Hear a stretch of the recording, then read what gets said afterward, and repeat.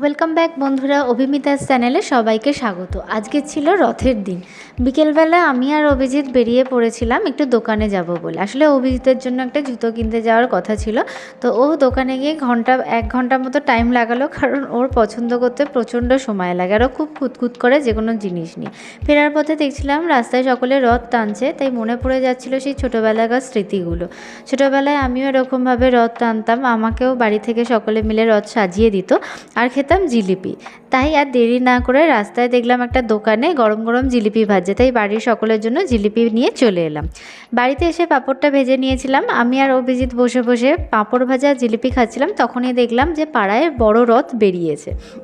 রথটা খুব সুন্দর করে সাজিয়েছিল আর সকলে মিলে এরকম কীর্তন গাইতে গাইতে রথটাকে টেনে নিয়ে যাচ্ছিল।